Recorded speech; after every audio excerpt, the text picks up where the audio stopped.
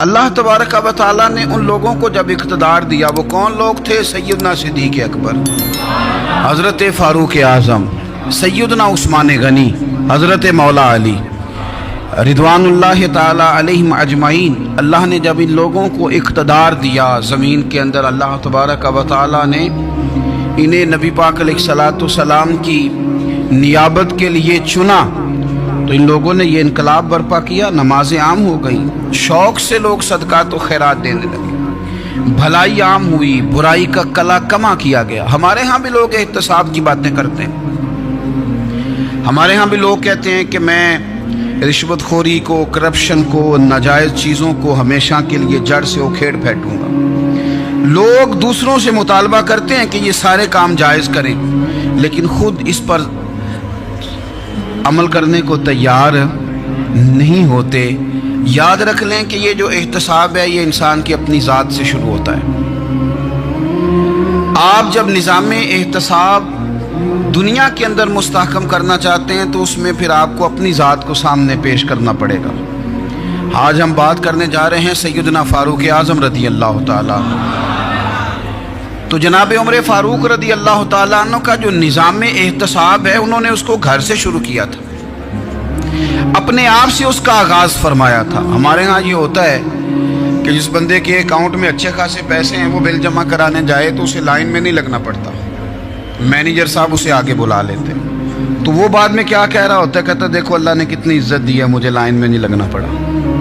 بھائی لائن میں لگنا تو آپ کا یہ تھا کہ آپ سمجھتے کہ سارے مسلمان ہیں، مومنین ہیں، برابر ہیں، تو میں کسی کو تکلیف میں مبتلا نہ کروں۔ جب آپ آگے چلے گئے تھے تو آپ نے بہت سارے لوگوں کا حق مارا تھا، وہ لائن میں جو لگے ہوئے تھے ان کا وقت لمبا ہو گیا تھا۔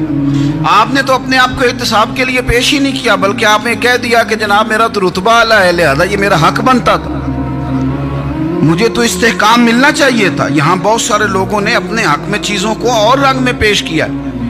سیدنا فاروق اعظم رضی اللہ تعالیٰ عنہ نے اس نظام احتساب کو اپنے گھر سے شروع فرمایا۔ حضرت عمر فاروق رضی اللہ تعالیٰ عنہ اپنے بچوں سے فرمایا کرتے تھے کہ جب میں حکم لوگوں کو کروں گا نا، اپنی رعایا کو، مسلمانوں کو میں کوئی حکم دوں گا تو تمہیں پہلے اس پر عمل کرنا پڑے گا۔ آپ فرمایا کرتے تھے یاد رکھنا لوگ تمہیں اس طرح دیکھیں گے، لوگ اس طرح تمہیں دیکھیں گے جس طرح گوشت کھانے والا پرندہ گوشت کو دیکھا کرتا ہے۔ چیل گوشت کھاتی ہے تو کیا کبھی اس کو پیغام بھیجنا پڑا ہے کہ تو آجا یہاں گائے مر گئی ہے، بھینس مر گئی ہے؟ خود بخود اس کی نظر ہوتی ہے، وہ پہنچ جاتی ہے۔ جناب عمر فرمانے لگے میرے گھر والوں، میرے بیٹوں، میری بیٹیوں، میری اہلیہ، لوگ تمہیں اس طرح دیکھیں گے جس طرح گوشت کھانے والے پرندے دیکھتے ہیں، لہذا میں جب کسی کو عمل کروں تو پہلے تمہیں اس پر عمل کرنا پڑے گا جب میں کسی کو حکم دوں۔ آپ فرمانے لگے یاد رکھنا اگر تم نے میرا حکم نہ مانا تو غیروں نے حکم نہ مانا تو انہیں ایک سزا ملے گی، اور اگر میرے گھر والوں نے نہ مانا تو ڈبل سزا ملے گی، تم پر ڈبل سختی کی جائے گی کہ تم نے میری بات کیوں نہیں مانی۔ یہ نظام میں احتساب ہے۔ ہم نہ دوسروں کے بچوں کا گلا کاٹ کے اپنے بچوں کی خوشیاں لینا چاہتے ہیں، ہم چاہتے ہیں کہ دوسروں کے بچوں کے حصوں کا مال میرے گھر میں آ جائے، آ جاتا ہے۔ کچھ لوگوں کی سیاست چل جاتی ہے، کچھ لوگوں کا فریب اور فراڈ کام کر جاتا ہے، لیکن وہ گھر روشن نہیں ہوتے۔ ان گھروں میں پیسہ ہوتا ہے پر قرار رخصت ہو جاتا ہے، ان گھروں میں آسانیاں اور وسعتیں تو آ جاتی ہیں لیکن ایک دوسرے کا احترام ختم ہو جاتا ہے۔ سیدنا فاروق اعظم رضی اللہ تعالیٰ عنہ کا یہ طریقہ تھا کہ وہ اپنے بچوں پر سختی کرتے۔ آپ ہمارے ملک میں یہ نظام ہے، موجودہ حکمران ہو یا ان سے پچھلے، بچے سب کے ملک سے باہر رہتے ہیں، یہاں رہتے ہیں تو محلات میں، باہر جاتے ہیں تو بڑی بڑی آسائشوں میں۔ ان کے بچوں کے لیے قانون بھی الگ سے ہیں، قاعدے بھی الگ سے ہیں، اور ہمارے ملک کے اندر تو ایک باقاعدہ پروٹوکول کا سسٹم ہے، اس سسٹم سے گزر کر بڑے بڑے لوگ چلنا پسند کرتے ہیں۔ ہمارے زمانے میں بھی کچھ چیزیں سرکاری ہوتی ہیں خالص، لیکن عجیب نظام ہے نا، ہر چیز کا کرایہ بڑھ جاتا ہے، سرکاری دکان کا نہیں بڑھتا۔ باقی دکانیں 5-6 سال کے لیے ملتی ہیں، سرکاری دکان پہ آپ قبضہ کرنا چاہیں تو پورے 100 سال کے لیے مل جاتی ہے، چونکہ یہ عام عوام کی پراپرٹی ہے تو اس کے ساتھ جو مرضی کو سلوک کرے۔ ایک سرکاری چراگاہ تھی جس کے اندر جانور چرا کرتے تھے، ہمارے ہاں بھی پنجاب میں کچھ جگہیں ہوتی ہیں تو ہم لوگ کہتے ہیں شام لاٹ ہے۔ سرکاری چراگاہ میں جانور چرا کرتے تھے۔ حضرت عمر فاروق رضی اللہ تعالیٰ عنہ کے صاحبزادے سیدنا عبداللہ ابن عمر رضی اللہ تعالیٰ عنہ نے بھی ایک اونٹ خرید لیا، تو سب لوگوں کے جانور سرکاری چراگاہ میں چرتے تھے، آپ نے بھی اپنا جانور وہاں چرنے کے لیے کھانے پینے کے لیے چھوڑ دیا۔ وہ جب اونٹ آیا تو پتلا تھا، کچھ دنوں کے بعد وہ فربا ہو گیا، طاقتور ہو گیا، موٹا تازہ ہو گیا۔ حضرت سیدنا عبداللہ ابن عمر رضی اللہ تعالیٰ عنہ نے بیچا تو وہ ڈبل قیمت سے بھی زیادہ کا بکا، کیونکہ پہلے دبلا پتلا تھا، اب موٹا تازہ فربا ہو گیا۔ حضرت سیدنا فاروق اعظم رضی اللہ تعالیٰ عنہ کو پتہ چلا تو بلایا، فرمایا پتر اونٹ بیچ دیا ہے؟ ابا جی بیچ دیا ہے۔ فرمایا کتنے کا خریدا تھا؟ اتنے کا۔ بیچا کتنے کا؟ ڈبل قیمت بتائی۔ فرمایا اس طرح کر کے اصل رکھ لے اور جو اوپر ملی ہے مجھے دے دے۔ حضور آپ نے کیا کرنی ہے؟ فرمایا میں سرکاری خزانے میں جمع کروں گا۔ حضور کیوں؟ فرمایا اس لیے کہ تیرا اونٹ سرکاری جگہ پہ چرا کرتا تھا، وہ گھاس سرکاری جگہ سے کھاتا تھا۔ حضور سب کے کھاتے۔ حضرت عبداللہ ابن عمر کہنے لگے سب کے کھاتے ہیں۔ آپ فرمانے لگے تو سب میں شامل نہیں ہے، تو امیر المومنین کا بیٹا ہے، تجھے میں یہ حق نہیں دے سکتا، تیرے اوپر تھوڑی سختی زیادہ کی جائے گی، تجھے یہ حق نہیں ملے گا۔ تو اپنے اونٹ کو چونکہ سرکاری چراگاہ میں چرایا کرتا تھا، لہذا تجھے وہ جو اصل رقم یہاں جمع کرانی پڑے گی۔ ہمارے تو بچے پہلی بات تو یہ ہے کہ بات ہی نہیں سنتے، یہ سب کے بچوں کی بات کر رہا ہوں، وہ ٹیچر کے بچے ہوں، سیٹھ کے بچے ہوں، پیر کے بچے ہوں، امام صاحب کے بچے ہوں، کسی کے بچے ہوں، پہلے تو سنتے نہیں۔ اور اللہ خیر کرے اگر آپ کوئی سنانا چاہیں تو فوری طور پر وہ ہوم منسٹری کے پاس پہنچ جاتے ہیں، ان کی اماں ان کی وکیل بن جاتی، آپ کہہ ہی کچھ نہیں سکتے، حالات رخ بدل جاتے۔ اس کا نقصان یہ ہوتا ہے کہ ان کو تراشا نہیں جا سکتا، ان کو ہیرے نہیں بنایا جا سکتا، ان کے اوپر کچھ ایسی میل کچیل چڑھ جاتی ہے جو بڑی عجیب و غریب ہوتی۔ اور کچھ لوگ ایسے ہوتے ہیں جو خرابی کرنے میں بھی اپنا کردار ادا کرتے ہیں، خرابی کرنے میں، اور بڑے لوگوں سے منسلک ہونے کے لیے لوگ رستے تلاش کرتے ہیں، رستے۔ میں چونکہ چیزوں کا مطالعہ کرنے کا بڑا شوقین ہوں، تو میری والدہ داخل تھیں کئی سال پہلے ہسپتال میں، تو مجھے اس ہسپتال میں کچھ دن رہنا پڑا۔ ایک پرائیویٹ ہاسپٹل تھا، تو اس میں انہوں نے جگہ جگہ لکھ کے لگایا تھا ملازمین کو بخشیش نہ دیں، ہم ان کو بڑی اچھی معقول تنخواہ دیتے ہیں، سیلری بڑی عمدہ ہے، تو لوگ بخشیش نہ دیں۔ میں نے جو مینجمنٹ کے لوگ تھے ہاسپٹل کے، ان میں سے ایک سے میں نے کہا کہ اگر کوئی بندہ اپنی خوشی سے دینا چاہے تو آپ نے بڑا موٹا لکھ کے لگایا برائے مہربانی ان کو بخشیش نہ دیں۔ اس نے بڑی قیمت، سادہ آدمی تھا پر میری بڑی اس نے مجھے بات بتائی، مجھے نفع ہوا۔ کہنے لگے مولوی صاحب جب کچھ امیر لوگ ہسپتال میں مریض لے کے آتے ہیں تو وہ صفائی والے کو پہلے ہی 500 روپیہ دکھا لیتے ہیں آتے ہی، پھر وہ جیسے آواز دیتے ہیں صفائی والے فٹافٹ اندر آتے ہیں، ان کا کمرہ صاف کرتے ہیں۔ تو سارے تو بیچارے اتنے مالدار نہیں ہوتے کہ آتے ہی پہلے کام والے کو 500 دیں۔ پھر نقصان کیا ہوتا ہے کہ یہ جن کی ذمہ داری ہے بہت ساری ڈیوٹیاں کرنے کی، یہ ڈیوٹی نہیں کرتے، یہ پلٹ کے ان کی طرف دیکھتے ہیں جن کے گھر سے سالن صحیح آتا ہے، ادھر ان کی توجہ زیادہ ہو جاتی ہے، جو نوٹ ان کو زیادہ دکھاتے ہیں، جو پھل لے کے آتے ہیں تو آدھا ان کو دیتے ہیں۔ تو ہم یہ کہتے ہیں یہ کام ہی نہ کرو، یہ اپنی تنخواہ پہ کام کریں تاکہ ہر آنے والے کا درد سمجھیں، ہر ایک کو یکساں یہ سروسز فراہم کریں۔ تو ہم یہ کام کرتے ہیں، ہم ایم پی اے کے اور کسی سے ہمارا تعلق نہ بنے تو ہم جناب اس کے ڈرائیور سے ہی تعلق بنا لیتے ہیں، ہم وہ جو آپریٹ کرنے والا ہوتا ہے ٹیلی فون اسی سے بڑا تعلق بناتے ہیں، اس کو مٹھائی کا ڈبہ جلدی پہنچا دیتے ہیں۔ تو اسی طرح سے بڑے لوگوں کی اولادوں کو بگاڑا جاتا ہے۔ حضرت عاصم بن عمر رضی اللہ تعالیٰ عنہ، یہ سیدنا فاروق اعظم کے بیٹے تھے، مصر گئے تو لوگوں کو پتا چلا حضرت عمر کے بیٹے آئے، لوگوں نے تحفے دیے، بڑی بڑی چیزیں آپ کو دی، حضرت عمر کا بیٹا آیا، بڑے گفٹ دیے۔ تو صاحبزادے واپس آئے تو ان کے پاس بڑے تحائف تھے۔ سیدنا عمر فاروق رضی اللہ تعالیٰ عنہ نے دیکھا تو فرمایا ادھر لانا تحفے، कहा अब्बा जी लोगों ने मुझे दिए हैं। फरमाया तूने क्यों बताया था कि मैं अमीरुल मोमिनीन का बेटा हूं? कहा हुजूर उनको वैसे ही पता चल गया। फरमाने लगे पुत्र ये तोहफे तुम्हें इसलिए मिले हैं कि तुम अमीर के बेटे हो, ये तोहफे तुम्हारा हक नहीं, क्योंकि तुम्हें इस कुर्सी की वजह से मिले हैं और ये कुर्सी मुसलमानों की है, लिहाजा ये हक भी मुसलमानों का ही है। ये ला सारे माले गनीमत में जमा किए जाएंगे।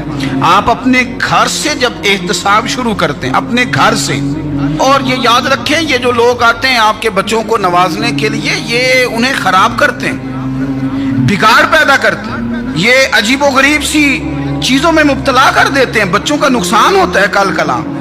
फिर जो शापर अच्छा लेके आए पीर साहब के बच्चे जरा उससे प्यार से मिलते हैं, नुकसान हो जाता है, ये दस्ते नगर हो जाते हैं, ये लोगों की तरफ जीते हैं, दूसरों पे डिपेंड करने लगते हैं।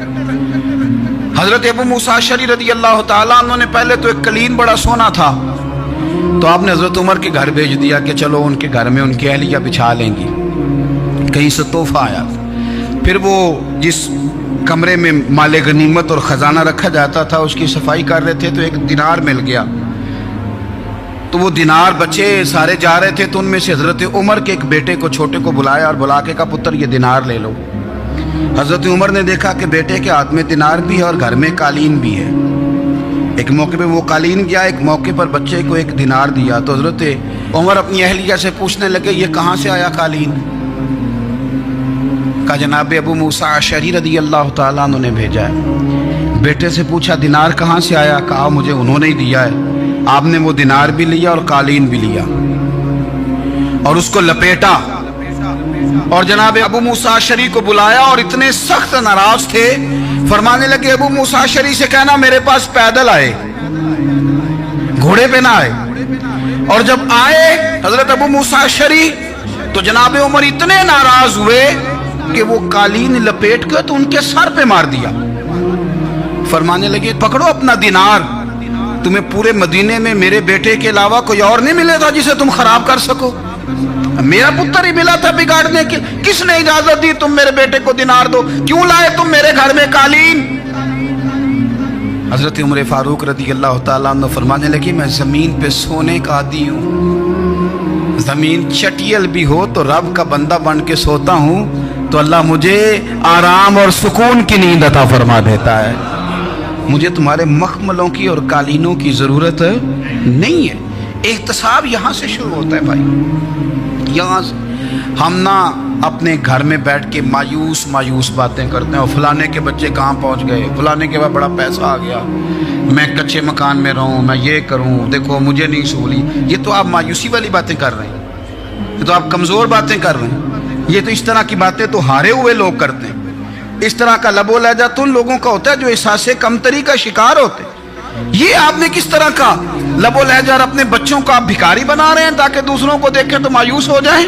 उठ बांध कमर क्यों डरता है, फिर देखो खुदा क्या करता है। आपका जो एहसास है वो इतना खूबसूरत हो, आपके लहजे के अंदर इस कदर ठहराव हो, आपको इत्मीनान आ चुका हो, और आपके बच्चे कभी भी कंपैरिजन ना करें अपना किसी के साथ, कभी भी उन्हें करने ना दें। आप कभी वो कभी ये बात ना करें कि फलाने ज़्यादा अच्छा खाते पीते हैं तो हम किधर हैं, करने ना दें। उन्हें बताएं कि बेटा अपनी मट्टी पे चलने का सलीका सीखो, संगे मरमर पे चलोगे तो फिसल जाओगे। उनको बताएं कि जो तुम्हारे पास है ये खुदा का अतिया है, इसी पर तुमने कनात करनी कभी भी। हजरत ज़ैद बिन हारिसा से नबी पाक सल्लल्लाहु अलैहि वसल्लम को बड़ा प्यार था। फिर उनके बेटे हुजूर के गुलाम ज़ादे हजरत उसामा बिन ज़ैद के साथ भी हुजूर बड़ा प्यार करते।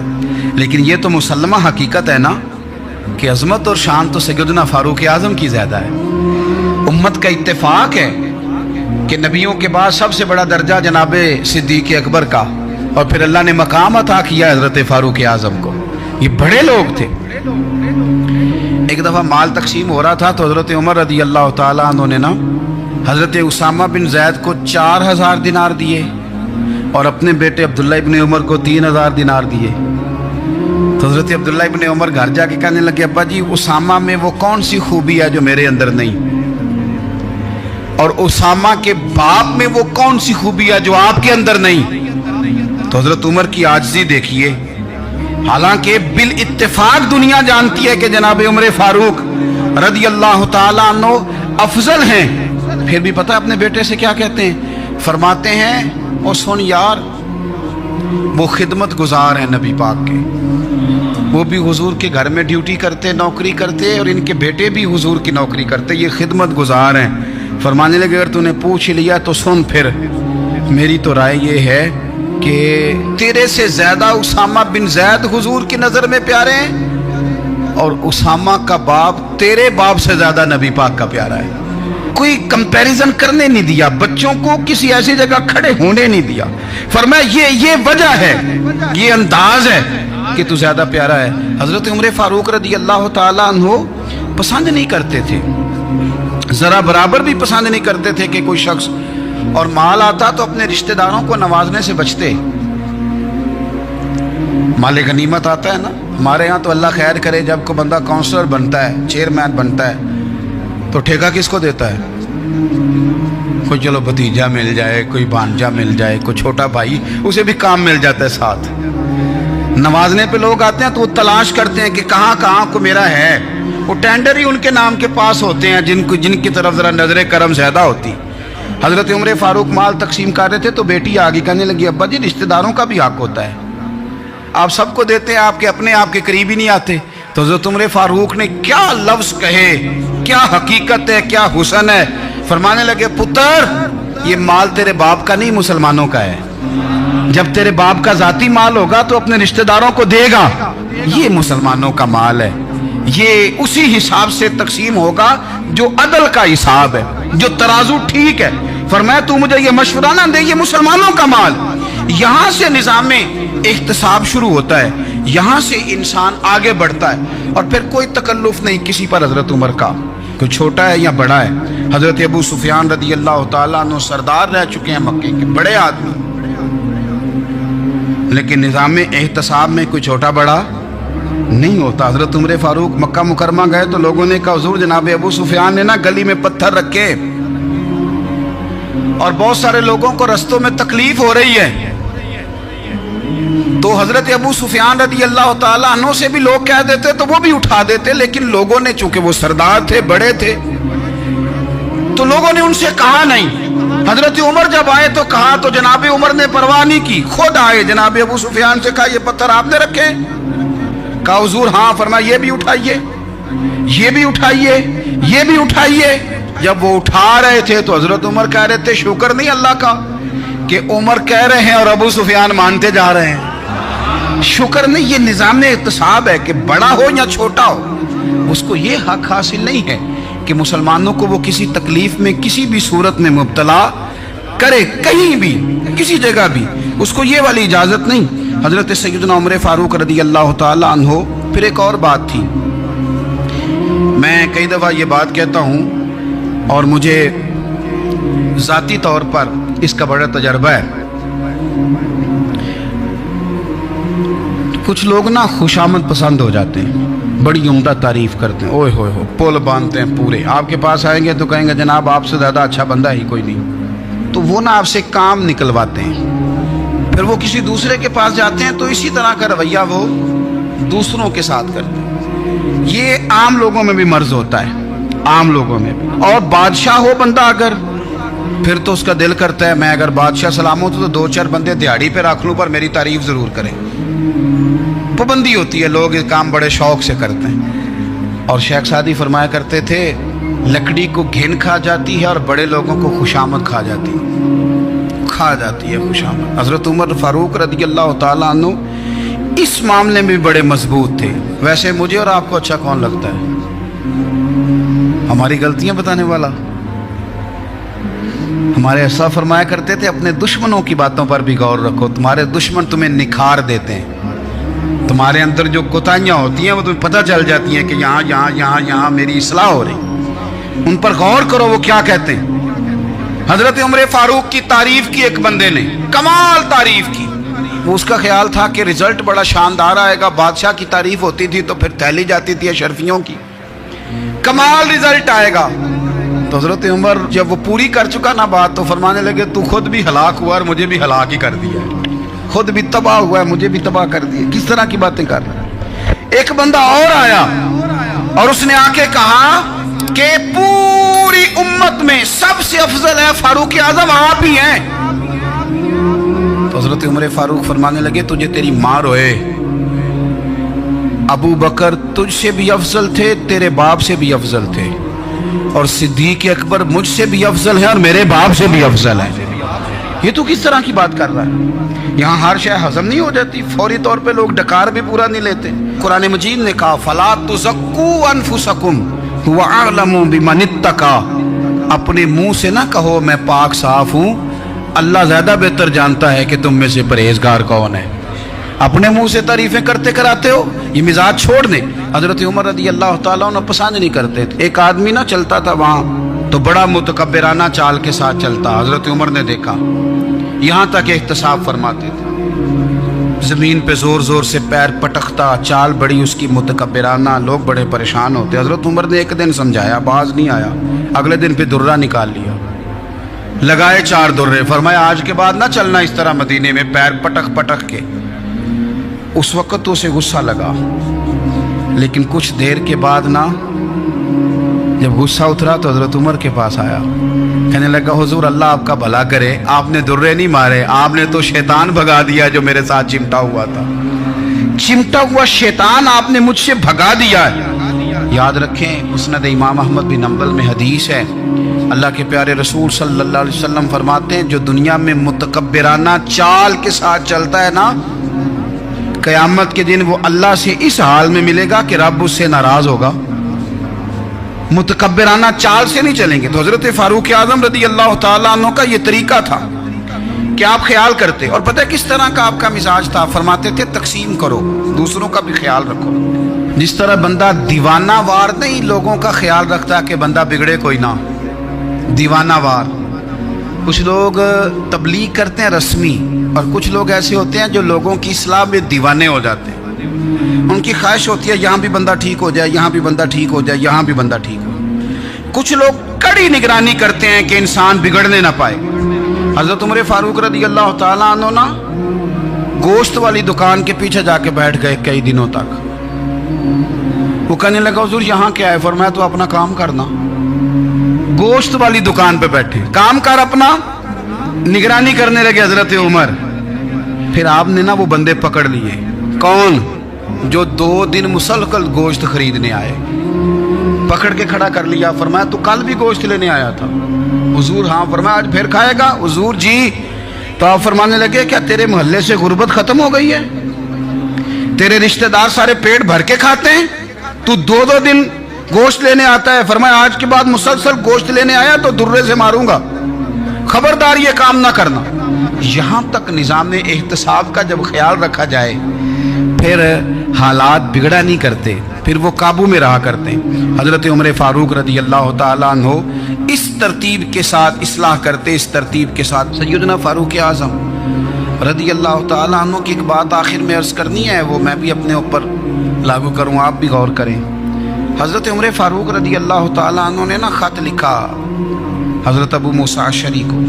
آپ فرمانے لگے یاد رکھنا جو گورنر, جو امیر اپنے رب کریم کی فرما برداری کرتا رہتا ہے نا, اس کی رعایا بھی اس کی فرما برداری کرتی ہے. اور جو لوگ اپنے رب کریم کی فرما برداری چھوڑ دیتے ہیں, پھر جنہوں نے ان کی فرما برداری کرنی ہوتی ہے وہ ان کی فرما برداری چھوڑ دیتے ہیں. آپ نے سپہ سالاروں کو خط لکھے تھے, فوج کے جو جرنیل تھے, کمانڈو تھے, ان کو خط لکھے تھے. فرمایا جو سپاہی نماز نہیں پڑھتا اسے فوج سے نکال دو, اور ساتھ لکھا تھا یاد رکھو جو رب کا وفادار نہیں وہ ہمارا کیسے ہو سکتا ہے, نکال دو ان لوگوں کو, فوج سے الگ کر دو. ہم آج جو بے پناہ پریشان ہیں کہ ہمارے بچے بات نہیں مانتے, شاگرد بات نہیں مانتے, ہم شکوے کرتے ہیں, بے ادبی بڑھ گئی. ادب کے ساتھ میں گزارش کروں گا بڑوں کی بارگاہوں میں, جو میری طرح کے بڑے بنے ہوئے ہیں, بزرگوں سے نہیں بات کرتا, ان سے میں کہوں گا کہ ہمیں ایک دفعہ اپنے اوپر بھی تو غور کر لینا چاہیے. کہیں ایسا تو نہیں ہے کہ ہم جب تک اللہ تعالیٰ کے فرما بردار تھے, جب تک ہم تقوی کے معیار پر تھے, ہماری بات ماننے والے ہماری بات مان رہے تھے. کہیں ایسا تو نہیں کہ ہم اس معیار سے ہل گئے ہیں, تو اب جو ہمارے فرما بردار تھے وہاں سے ہل گئے. حضرت عمر رضی اللہ تعالیٰ عنہ فرمایا کرتے تھے کہ لوگوں کو عجب میں مبتلا نہیں ہونا چاہیے، خود پسندی کا جو ماحول ہوتا ہے اس سے لوگوں کو ہمیشہ نکلنا چاہیے۔ حضرت عمر کے ایک صاحبزادے نے کنگھی کر لی، اچھا لباس پہن لیا تو درہ مارا جناب عمر نے، تو آپ کی بیٹی کہنے لگی ابا یہ تو بالکل جائز ہے، اچھے کپڑے پہننا، اچھا لباس پہننا اور سر میں کنگھی کر لینا، اس پر درہ کیوں مار دیا؟ تو آپ فرمانے لگے بیٹا یہ خود پسندی میں مبتلا ہونے لگا تھا، یہ اپنے آپ کو بہت بھلا سمجھنے لگا تھا، اس کا خیال تھا کہ میں ہی ہوں، میرے علاوہ کوئی نہیں، یہ اس مقام پہ جا رہا تھا جہاں اس کی تربیت رک جاتی، اس لیے درہ مارا ہے۔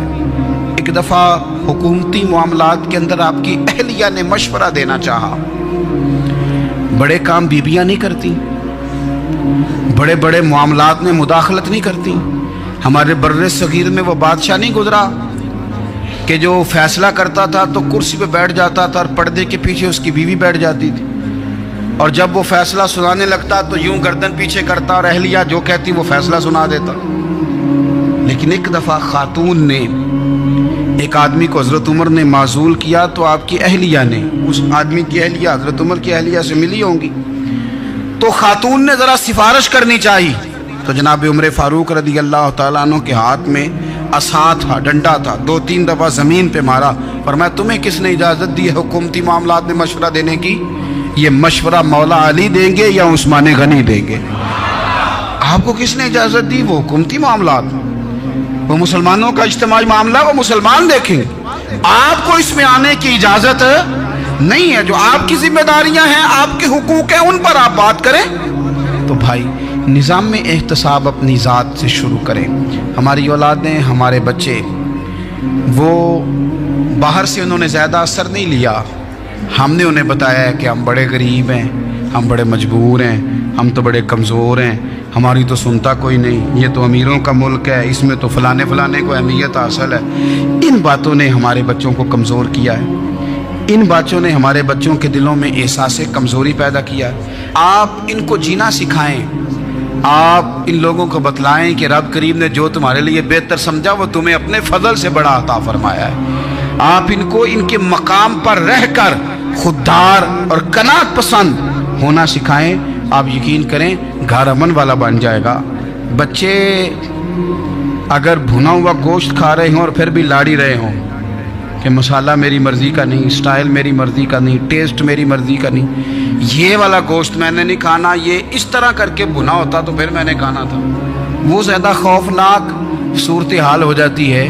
لیکن اگر ابا جی، اماں جی، گھر والے کھیتوں میں کام کر رہے ہوں اور بچے اچار کے ساتھ روٹی لے کے جائیں اور بننے پہ بیٹھ کے، پھٹے پہ بیٹھ کے وہ پھر کھانا شروع کریں، اور جب وہ اچار آئے اور وہ ایک دوسرے کو کہیں کہ آج تو 2 کلے ہو گئے میرے کام کے، اس دفعہ تو دیکھنا ہماری فصل کتنی شاندار ہوگی، ایک دوسرے کو دیکھ دیکھ کے وہ ہنسیں اور مسکرائیں اور ان کی باتوں میں لذت ہو، اور پھر وہ کہیں کہ آم بڑے اچھے مل گئے تھے، دیکھو اچار کتنا سونا آ گیا ہے، دیکھو یہ کس قدر زیادہ اچھا ٹیسٹ ہے، تیل بھی بڑا اچھا ہے، گل بھی بڑے وقت پہ گیا ہے۔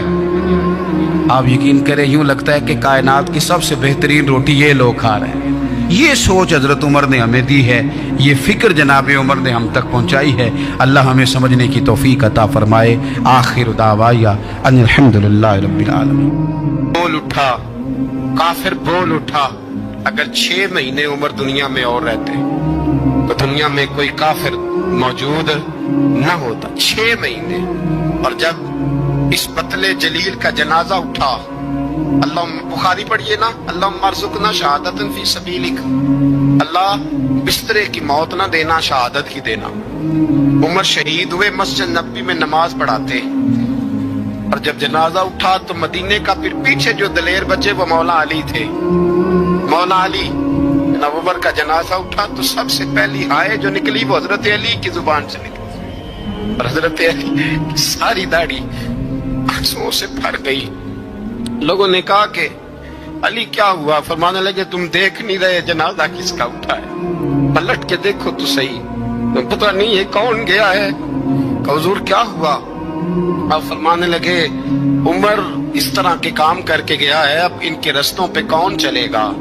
کون اس کے جگر راہ وفا میں میں نقش ایسے چھوڑ آیا ہوں، میں جس منزل سے گزرا ہوں وہ اب تک یاد کرتی ہے۔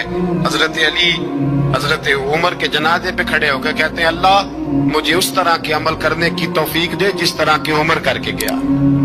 میرے بھائی پتلے عزیز پتلے حریت حضرت عمر رضی اللہ تعالیٰ عنہ جو اپنی زندگی انقلاب والی گزار کے گئے۔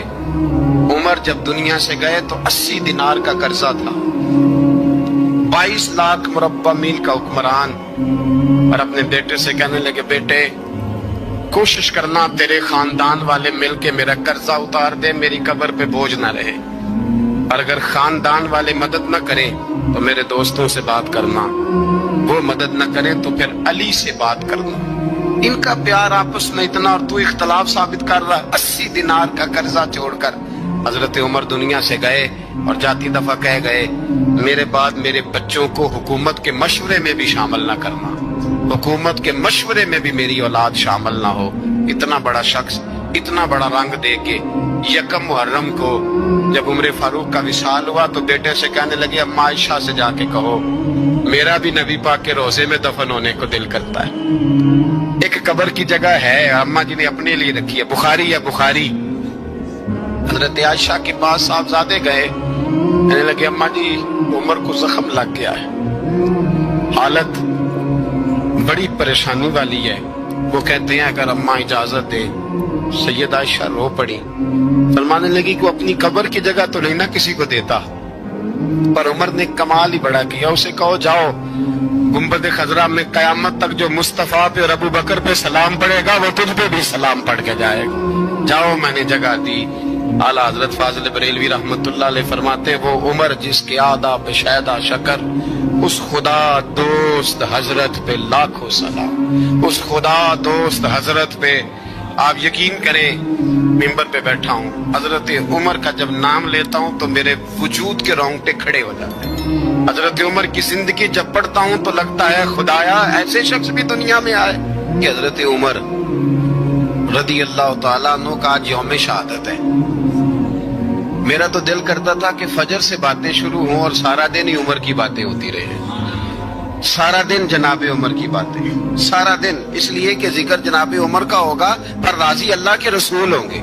میرے رسول پاک علیہ السلام سب کے لیے ہی دعا مانگتے ہیں نا، حضور کی دعا عام ہے، لیکن مصطفیٰ کریم نے کعبے کا غلاف تھام لیا اور غلاف کعبہ کو حضور نے سینے سے لپٹایا اور سینے سے چمٹا کے کہا اللہ میں نے تو کبھی سوال ہی زیادہ نہیں کیے، میں کرنے آیا ہوں، مجھے عمر دے دے، عمر دے دے۔ حضور نے مانگ کے لیا، اور پھر جب جس کو حضور مانگے اللہ سے، حضرت عوف بن مالک اشجعی ایک صحابی ہیں، حضرت عوف بن مالک رضی اللہ تعالیٰ عنہ فرماتے ہیں کہ جناب ابو بکر صدیق کا زمانہ تھا تو میں نے خواب دیکھا،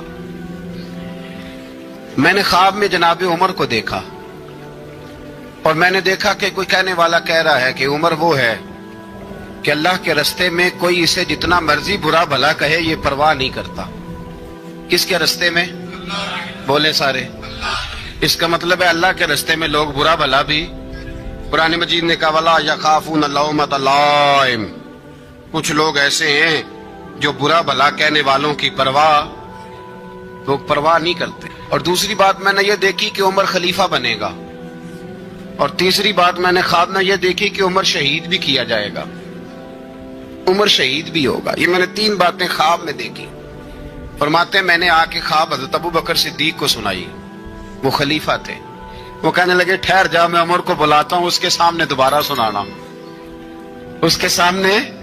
فرماتے ہیں میں نے بلایا حضرت عمر فاروق کو، آ کے بیٹھے، خواب شروع ہوا، کہ ایک بات تو میں نے یہ دیکھی کہ آپ ملامت کرنے والے کی پرواہ نہیں کرتے، دوسرا آپ خلیفہ بنے گے۔ جناب عمر کہنے لگے چپ کر، ابو بکر کے سامنے ہی کہہ رہا ہے، چپ کر، خلیفہ کے سامنے کہہ رہا ہے۔ تو ابو بکر صدیق کہنے لگے عمر اسے کہنے دو، مجھے لگتا ہے رب کی رضا یہی ہے کہ میرے بعد اگر مصطفیٰ کا منبر ملے تو عمر کو ملے، اسے کہنے دو، کہنے دو۔ حضرت عمر رضی اللہ تعالیٰ عنہ کو تیسری بات کہی، حضرت عوف بن مالک نے کہا آپ شہید کیے جائیں گے، میں نے خواب دیکھی ہے۔ نیک لوگوں کے خواب بڑی حد تک سچے ہوتے ہیں، کہا میں نے خواب دیکھی ہے. تو حضرت عمر کہنے لگے شہید تو دلیر لوگ ہوتے ہیں, شہید تو دلیر, جسے سارا زمانہ دلیر کہہ رہا ہے وہ اپنے بارے میں کیا کہہ رہے ہیں؟ کہتے ہیں شہید تو دلیر, میں تو کاہل سا آدمی ہوں, سست آدمی ہوں, میں تو اتنا کام ہی نہیں کرتا, تو یہ خواب تو نے جو ٹھیک ہے دیکھا ہے نا پھر سے دیکھنا. تو ابو بکر صدیق فرمانے لگے عاجزی نہ کر, انکساری نہ کر, تو جو کہہ رہا ہے ٹھیک کہہ رہا ہے, لیکن مجھے سن کے شکر بھی ہوا ہے اور افسوس بھی ہوا ہے. افسوس اس بات کا کہ تیرے جیسا بطل عظیم چلا جائے گا, اور شکر اس بات کا کہ رب تجھے زندگی بھی اعزاز والی دے گا, اور شہادت کی موت دے کے اللہ تجھے موت بھی عزت والی عطا فرمائے گا. اللہ موت بھی تجھے عزت والی دے گا, تجھے کاہلوں جیسی موت اللہ. حضرت فاروق اعظم رضی اللہ, او بھائی یہاں تو اس زمانے کا سب سے بڑا مسئلہ پروٹوکول ہے. ہم چھوٹے طبقے سے لے کر بڑے سارے پروٹوکول کے قائل ہیں, پر حضرت عمر رضی اللہ تعالی, حضرت عمر کی سادگی اور پھر جناب عمر کی عاجزی, جب انسان اپنے اوپر سوار کر لیتا ہے نا, سوار کر لیتا ہے, میں بدکار پرانا خادم کسے در ملی نٹ ہوئی, تے واصف یار نے نظر جو کی تھی تے واصف ہی ہو. میں اکثر سوچتا ہوں حضور نے جہاں بھی کہا نا, فرمایا میرے بعد نبی ہوتے تو خطاب کے بیٹے عمر ہوتے. حضور نے فرمایا عمر جس رستے سے جاتا ہے شیطان وہ رستہ بدل جاتا ہے. نبی پاک صلی اللہ علیہ وسلم نے فرمایا میرا عمر وہ ہے کہ اس کی زبان پر حق جاری ہے. حضور علیہ الصلوۃ والسلام نے فرمایا 950 سال حضرت جبریل میرے عمر کی شان بیان کریں تو ان کی عظمت ختم نہیں ہوتی. 950 سال جبریل عظمت بیان کرے تو ختم نہیں ہوتی. یہ بات ہے حضرت عمر کی, اور فرمایا عمر ابو بکر کی نیکیوں میں سے ایک نیکی ہے, یہ شان ہے عمر فاروق رضی اللہ تعالیٰ عنہ کی. حضور نے فرمایا میرے بعد نبی ہوتے تو عمر ہوتے, جس گلی سے عمر آئے شیطان رستہ بدل جائے. میرے عمر فاروق کی شان 950 سال بیان ہو تو ختم نہ ہو. عمر کی زبان پر اللہ حق بیان کرتا ہے, جو عمر کہتا ہے وہی رب کر دیتا ہے. حضور ساری زندگی فضیلتیں بیان کرتے رہے, عمر جواب میں کیا کہتے ہیں؟ کوئی بتائے نا کہ یہ والی حدیثیں کبھی عمر نے بھی روایت کی ہوں کہ حضور نے میرے بارے میں یہ کہا ہے. یہ روایتیں وہ روایت نہیں کرتے. ان سے جب لوگ کہتے عمر تیری بڑی بات ہے تو عمر رو پڑتے, کہتے میں تو اونٹ چرانے والے باپ کا بیٹا ہوں, میں تو اونٹ چرانے والے باپ کا بیٹا ہوں, اونٹ چرا. اس سے آگے عمر گئے ہی نہیں ساری زندگی, اس سے آگے لفظ ہی نہیں ادا کی. اور میں تو بھائی اونٹ چرانے والا, میرا باپ تو اونٹ چرایا کرتا تھا, 10 اونٹ تھے, میری ڈیوٹی ہوتی تھی, سنبھالے نہیں جاتے تھے, ابا ڈنڈوں سے مارتا تھا. ساری زندگی عمر حج کرنے گئے, ایک خشک تنا کھجور کا عمر فاروق رضی اللہ تعالیٰ عنہ نے اس کو اپنے کلاوے میں لیا, رونے لگے. لوگوں نے کہا عمر کیا ہوا؟ فرمانے لگے یہاں میں اونٹ چرایا کرتا تھا, یہاں میں اونٹ چراتا تھا, 10 اونٹ سنبھالے نہیں جاتے تھے. دیکھو رسول اللہ کی شان, آج ساری امت چلانے کا طریقہ عطا فرما دیا ہے. ساری نظریے سے پیار. یار پیسہ کس کو برا لگتا ہے؟ سارے صحابہ مل کے آئے, کہنے لگے عمر فاروق سے کہنا ہے نبی پاک کے زمانے میں تو ظاہراً غربت تھی, ابو بکر کے دور میں بھی غربت تھی, اب تو بڑا مال ہے. عمر سے سفارش کرو کہ عمر نیا کرتا پہنا کرے. ملکوں کے سفیر آتے, عمر وہی پھٹی پرانی چادر اوڑھ کے اور وہی کئی جگہ پہ پیبند لگے سوٹ پہن کے سفیروں کے سامنے بیٹھ جاتا ہے. عمر کو مشورہ دو, طے ہو گئی بات. سب نے جب مشورہ دے لیا تو سارے کہنے لگے یہ بتاؤ شیر کی مونچھ کو ہاتھ کون لگائے گا؟ کہنا کس نے ہے؟ بندہ بھی تو ڈھونڈو نا. نے کہا جناب میرا یہ خیال ہے کہ مولا علی شیر خدا کہیں گے, کیونکہ جس شخص کی عمر کو سب سے زیادہ حیا کرتے دیکھا وہ شیر خدا مولا علی ہے رضی اللہ تعالی علی کہیں گے. اس لیے کہ جناب علی تو کئی دفعہ جب گفتگو کرتے تھے تو حضرت عمر چپ کر جاتے تھے اور فرماتے تھے علی نہ ہوتا تو میں ہلاک ہو جاتا. تو کہا علی سے کہو. جناب علی شیر خدا کو بلایا, کس کام کے لیے؟ جی اللہ اکبر. یہ ذرا اپنے اس دور پہ اس بات کو ذرا لاکا جناب ان سے کہیں کہ زیادہ نہیں, ایک کرتا نیا پہن لے. سفیر آتے ہیں, وزیر آتے ہیں تو ایک کرتا نیا پہن لے. حضرت علی کو بلایا، آپ فرمانے لگے کوئی اور بات ہوتی تو میں کہہ دیتا، یہ والی میں نہیں کہہ سکتا، کوئی اور ہوتی تو میں عمر کو کئی دفعہ کہہ دیتا ہوں، جلال میں بھی تو سن، یہ والی میں نہیں کہہ سکتا، میں تمہیں ایک مشورہ دیتا ہوں۔ کہا وہ کیا؟ کہنے لگے سیدہ عائشہ صدیقہ سے کہو، وہ مومنوں کی ماں ہیں، عمر ٹالے گا نہیں۔ اماں جی سے جا کے کہا اماں جی نیا کرتا عمر سے کہیں پہن لیں، وزیر آتے ہیں بڑے بڑے لوگ، تو چلو کوئی حرج نہیں۔ اللہ تعالیٰ نے ارشاد فرمایا کہ الذی خلق الموت والحیات لیبلوکم ایکم احسن عملا، فرمایا ہم نے موت اور حیات کو اس لیے پیدا کیا ہے تاکہ پتہ چلے تم میں اچھے کام کون کرتا ہے،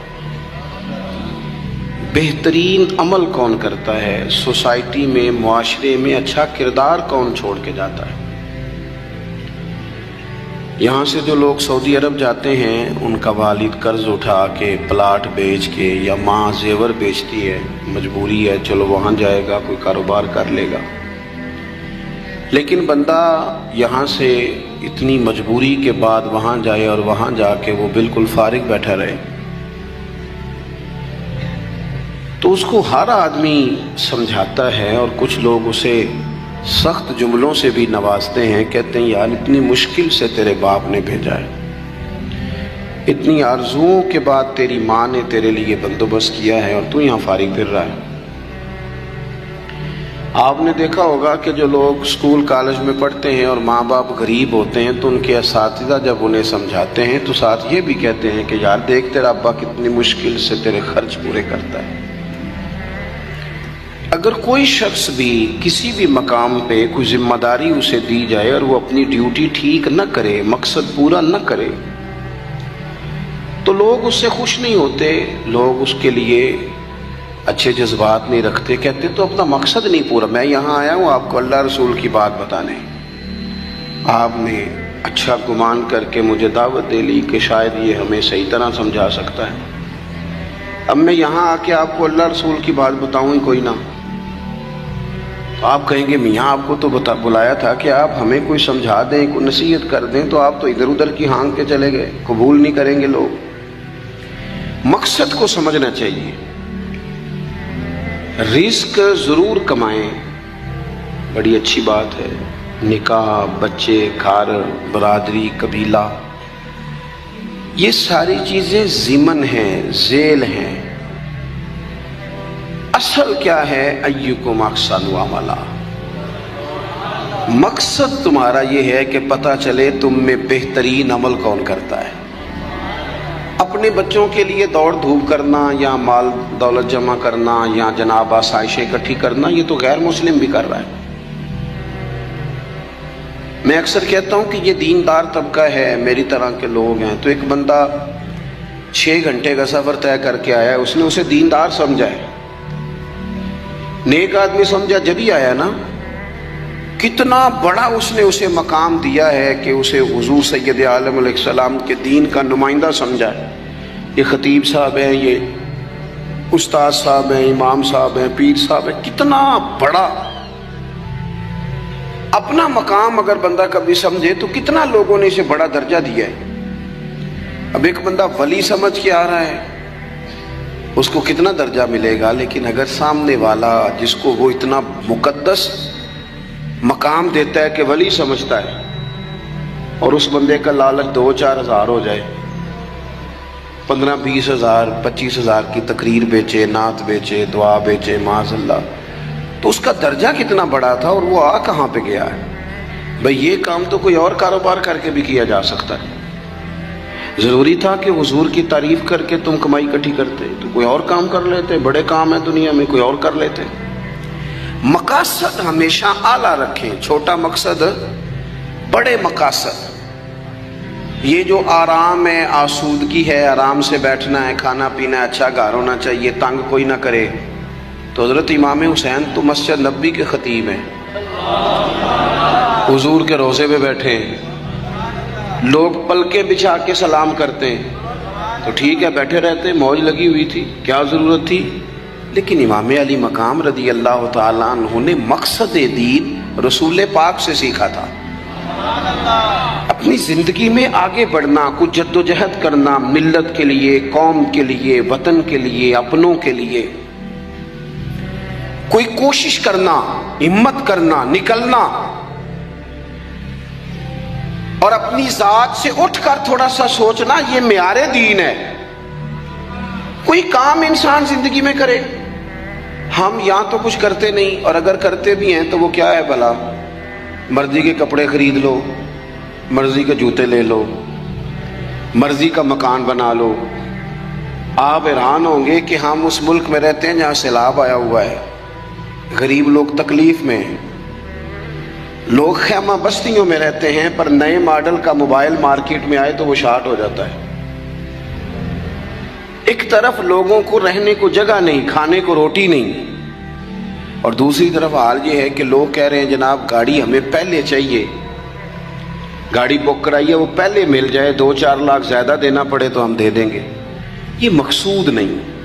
مقصد جب بڑا ہو جاتا ہے نا، بڑا، پھر خود بخود یہ چیزیں چھوٹی لگنے لگ جاتی ہیں۔ یہ جتنی دوڑ دھوپ ذاتی زندگی کے لیے یہ چھوٹی لگنے لگ جاتی ہیں۔ یہ بھلا لوگ اکتائے کیوں رہتے ہیں؟ مقصد اعلیٰ نہیں بنایا۔ چلے ایک بندے کا مقصد ہے میں نے شہرت حاصل کرنی ہے، ہو گئی شہرت، جہاں سے جاتا ہے لوگ سلوٹ مارتے ہیں، اب ختم ہو گئی زندگی۔ ایک شخص نے یہ مقصد بنا لیا کہ میں نے بہت سارا مال جمع کرنا ہے، تو ہو گیا مال جمع، تجوریاں بڑی پڑی ہیں، اندر کروڑوں روپیہ ہے، لیکن بیمار ہو گئے تو بیماری صحت پیسوں سے خریدی نہیں گئی، نہیں خریدی گئی۔ حضرت حسن بصری کہتے ہیں کہ میں ایک بادشاہ سے مجھے کوئی کام تھا، میں ملنے گیا تو مجھے پتہ چلا کہ بادشاہ سال میں ایک دفعہ اپنے گاؤں جاتا ہے۔ میں اس کے پیچھے اس کے گاؤں چلا گیا تو وہاں ایک قبر تھی۔ بادشاہ نے سب سے پہلے پڑھے لکھے لوگ لا کے قبر کے قریب کھڑے کیے، تو میں نے پوچھا یہ کیا ہو رہا ہے؟ کہنے لگے ذرا دیکھو، یہ بادشاہ کا ایک ہی بیٹا تھا، ایک ہی اکلوتا اس کی قبر ہے۔ پڑھے لکھے لوگ پہلے کھڑا کیے، پھر اس کے بعد اس نے ڈاکٹر، حکیم، طبیب کھڑے کیے، پھر اس کے بعد اس نے فوجی، سپہ سالار، نیزہ باز، گھوڑ سوار کھڑے کیے۔ یہ کیا ہو رہا ہے؟ تو کہتے ہیں مجھے بتایا گیا اس کا ایک ہی بیٹا تھا، بیمار ہو گیا، پھر فوت ہو گیا۔ بادشاہ سال کے بعد یہاں آ کے کہتا ہے پتر یہ سارے پڑھے لکھے لوگ میں نے تیری قبر پہ کھڑے کیے ہیں ملک کے، اگر علم لڑا کے تجھے بچایا جا سکتا تو شاید میں مرنے نہ دیتا۔ پھر یہ حکیم طبیب یہ سارے کھڑے ہیں، اور بادشاہ کہتا ہے بیٹا اگر یہ ساری ان کی دانائی دے کے تجھے بچایا جا سکتا تو شاید میں تجھے مرنے نہ دیتا۔ پھر بادشاہ سپہ سالاروں کو، گھوڑ سواروں کو، تیر اندازوں کو کھڑا کر کے کہتا ہے پتر اگر طاقتیں لڑا کے بھی موت روکی جا سکتی معاذ اللہ تو شاید میں روک لیتا۔ پھر وہ آخر میں اپنے سر سے تاج اتار کے قبر کے پیروں والی سائڈ پہ رکھ کے رو پڑا، کہنے لگا پتر اگر حکومت دے کے، تخت دے کے بھی تجھے بچایا جا سکتا تو میں فقیر بن کے زندگی گزار لیتا پر تجھے بچا لیتا، لیکن کل نفس ذائقۃ الموت۔ ہم نہ بھول گئے اصل مقصود کیا ہے، کیوں آئے ہیں۔ ہمارا طرز زندگی، اٹھنا بیٹھنا چند ذاتی معاملات کے لیے، چند ذاتی۔ میں کہتا ہوں کہ اگر دین پر بھی عمل، دیکھنا وظیفہ پڑھنے سے روزی میں برکت ہوتی ہے، شک کوئی نہیں، صدقہ دینے سے بلائیں دور ہوتی ہیں، شک بالکل ٹھیک باتیں اپنی جگہ پہ۔ کیا صدقہ رب راضی کرنے کے لیے دینا ہے کہ بلا دور کرنے کے لیے؟ شک کوئی نہیں اس میں کہ آپ اللہ کی راہ میں خیرات کریں گے تو روزی میں برکت ہوگی، تو آج آ کے وہ وظیفہ بھی صرف روزی میں برکت کے لیے ہی پڑھنا ہے۔ وہ جو سب سے بڑی رضا ہے رب کی، دیکھو ضروری نہیں ہوتا۔ میرے حضرت صاحب رحمۃ اللہ علیہ ایک دفعہ بھی میرے گھر نہیں آئے، اور آپ حیران ہوں گے کہ میں سمجھتا ہوں کہ شاید بہتر ہوا، کیونکہ میری اتنی حیثیت نہیں نا، اوقات نہیں نا، میں کو جیتے دل بر سونا، میں کیوں کر اس نو بھاواں او ویڑے میرے بڑھدا نہ ہی پئی لکھ وسیلے پاواں. میں سمجھتا ہوں کہ اگر ان کی بات مان لی، ان کے طریقے پہ عمل کر لیا، ان کی کوئی رضا مل گئی اپنے بزرگوں کی، اساتذہ کی، تو یہ زیادہ ضروری کام ہے، یا زیادہ ضروری کام یہ ہے کہ فوٹو ساتھ آ جائے، یا زیادہ ضروری کام یہ ہے کہ وہ کسی جگہ ریکارڈڈ، باقاعدہ ریکارڈڈ میری تعریف کر دے کہ بلے بلے. یہ تو ٹھیک ہی نہیں. چیزوں کو جب تک ان کی اصل میں نہیں لیا جاتا، اصول میں، اتنی دیر تک معاملات بہتر ہے. ہم آئے ہیں دنیا میں بڑے بڑے کام کرنے، ہمیں کوئی کام کرنا چاہیے. ہمارا بڑا وقت ضائع ہوتا ہے، کوئی مقصد نہیں ہمارا فضول خوش گپیوں کا، لیکن مار رہے ہیں گپے.